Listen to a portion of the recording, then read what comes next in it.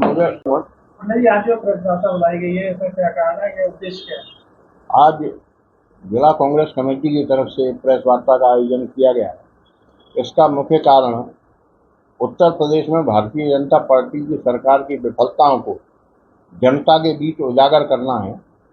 पिछले 8 सालों में भारतीय जनता पार्टी की सरकार के रहते हुए जिस तरह से अपराधों का ग्राफ बढ़ा है और इस अब बढ़ते ग्राफ के कारण ना तो महिलाएं सुरक्षित हैं, ना किसान सुरक्षित है, ना व्यापारी सुरक्षित है, ना कोई व्यक्ति इस माहौल में खुली सांस लेके जी पा रहा है।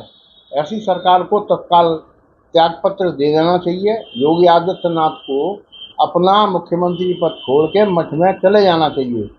उसके कई कारण हैं।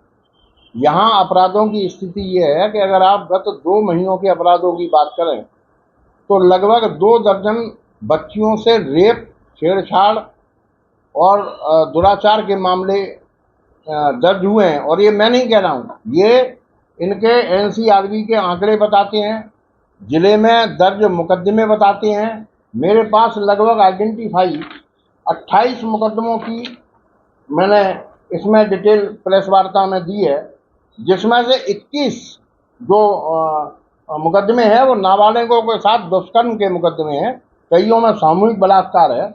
इसके साथ साथ यहाँ व्यापारी सुरक्षित नहीं है। पिछले लगभग 20 दिन पहले व्यापार मंडल के एक पदाधिकारी डॉक्टर फारूक के 8 लाख रुपए की चोरी हुई, जिसका खुलासा आज तक नहीं हो सका।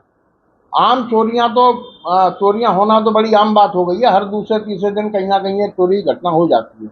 इसके साथ साथ ही कई क्षेत्रों में, जैसे डोलना क्षेत्र है, यहाँ लकड़ी का कटान, बालू का खनन, मिट्टी का खनन, ये सब जो चल रहे हैं वो सरकार के और इन सबके संरक्षण से जो फल फूल रहा है ये व्यापार, ये बंद होना चाहिए और हम इसका विरोध करेंगे पूरी तरह। आज हम जनता को ये बताने जा रहे हैं कि भाजपा सरकार की उपलब्धियां क्या हैं।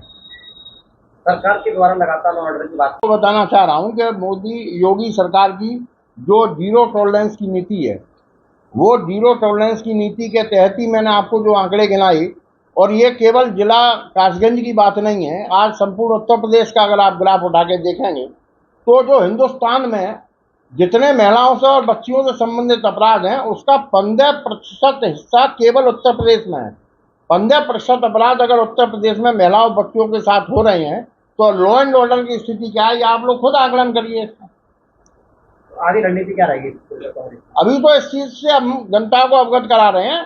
आगे अगर ये चीजें नहीं रुकी तो इनके लिए फिर कांग्रेसी सड़क पर उतरकर आंदोलन करेंगे और प्रशासन इसके लिए पूरी तरह तैयार हो जाए। 2027 के चुनाव को लेकर भी आपकी पार्टी लगातार काम कर रही है, क्या ये जो प्रेस वार्ता हो रही है उसी का एक कारण है क्या? नहीं, चुनाव तो लगातार आने हैं। चुनाव तो पंचायत के चुनाव आने, जिला पंचायत के चुनाव, प्रधानी के चुनाव, उसके बाद विधानसभा के चुनाव, उसके बाद लोकसभा के चुनाव।